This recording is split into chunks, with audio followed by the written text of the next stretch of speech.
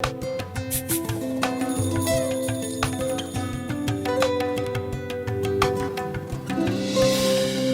the NCRB data comes out every year, you look at it and you look at crimes against women. You don't tend to look at women and the crimes they commit, and therefore what kind of life happens, how life plays out for them after they get arrested for these crimes, and when they get into the legal system. That is very interesting. The fact, this perspective. And it was also quite interesting to me that you talk about how many of the women who are in there are sometimes there because of violent crimes, and crimes of passion, maybe just reaction to violence being done to them. I want you to talk a little bit about what you saw when it comes to women as criminals, or women who are treated or booked as criminals. The most common sort of organized crime, I can say. I mean, if you look at, there's organized crime and there's, as you said, crimes of passion, crimes committed within the family or whatever. So when you look at organized crime, one is, of course, sex work, which is criminalized. Now, there are many issues related to that. So, it's the person who maintains the brothel is also criminalized. Persons who are supposed to be, soliciting, or those who are supposed to have pushed other women into prostitution are criminalized. On the other hand, some of those in sex work are also considered victims. So the law is very confused, and whether you're, where is that line where you're the victim or you're the perpetrator? It's not very clear. So sometimes there's a lot of confusion on that. But the men, of course, who take advantage of that, or who actually are the recipients of the services of these women, are rarely, I mean, in fact, never arrested. And the deep nexus, which is obviously there between sex work and the police. I mean, who does the police eventually pick up? I mean, there are areas and areas openly known as red light areas. I mean, everybody knows that, this work goes on. Then, so how do the police close their eyes to it all the time and suddenly pick up somebody? How does that happen? Who gets picked up? Is it the one who doesn't give the hafta? Is it the one who's trying to sneak, trying to, keep out of the, or a new person joining, or who's, so it's a very complicated mess. And the issue, after these women will be released from these crimes, the possibility, I mean, even the possibility that they will not go back into those crimes is very, very slim. And there again, we have to see that, if we really consider this a reformatory system, what are we doing about it?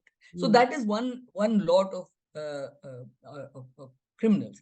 The another lot is those who come in the NDPS Act.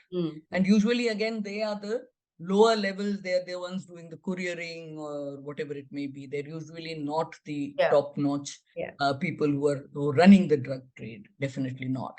So, these are really all the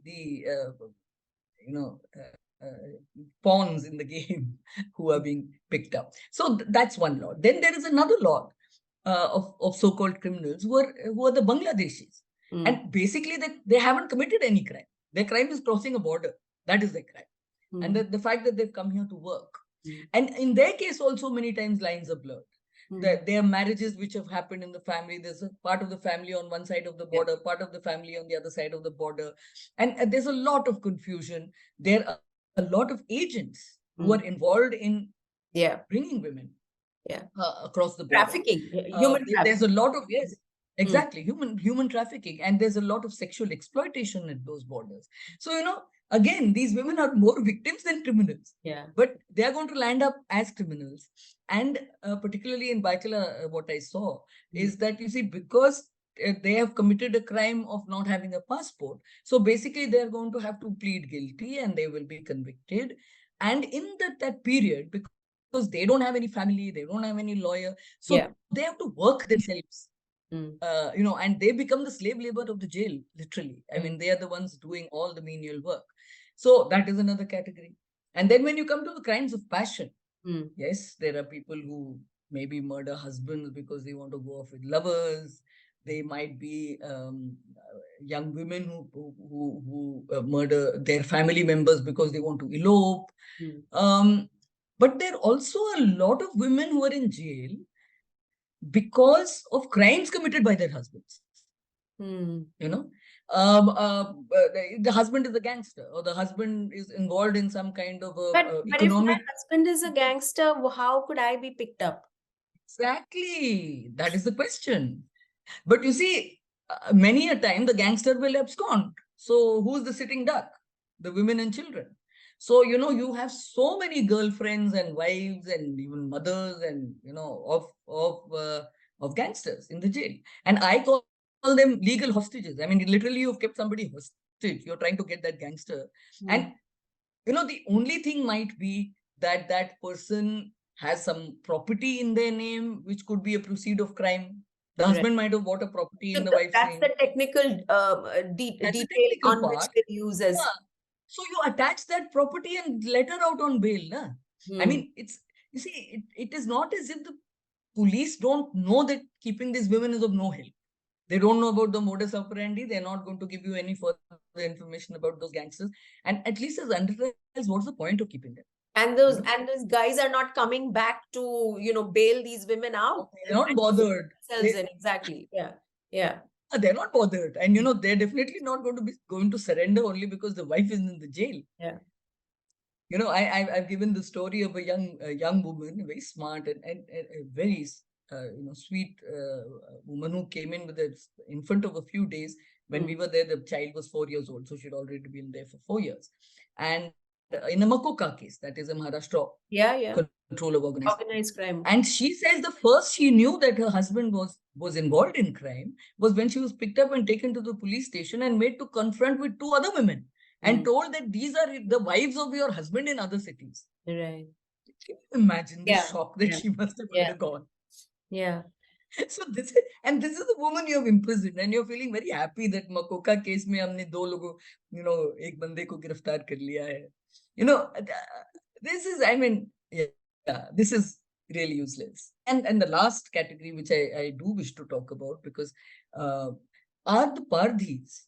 The Pardhis are really a group which is there solely based on their identity. I mean, if you want to really look at caste in prisons, you look at the way the Pardhi or other people of the denotified, so-called denotified criminal tribes, they are picked up for petty offenses with no evidence whatsoever.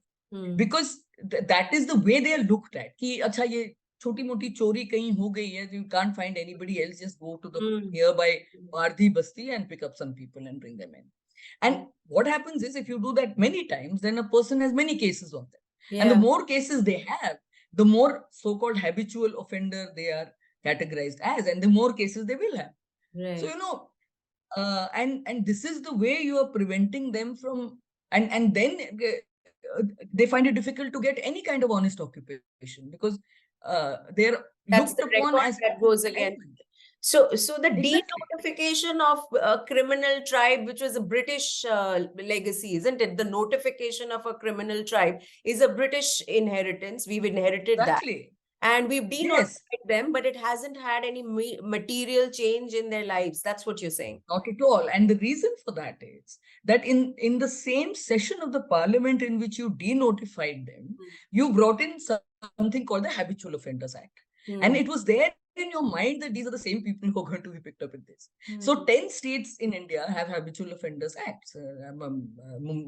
There's a Bombay Habitual Offenders Act. There's a Punjab Habitual Offenders Act. There's all different states have them. Yeah. And these denotified tribes people are circulated in and out of these. So that is something which I mean a constant I would say discrimination and prejudice operating against a certain section of people who eventually will be acquitted. But eventually will be acquitted, but that eventual is a very, very long time, isn't it, Sudha? That is, Exactly. eventual is Exactly. a small word for just. And sometimes it's irreparable. I mean, children are growing up there, people are falling sick there. I mean, you're losing touch with your families. I mean, you're getting older, things which will never go back. The clock will never go back for you.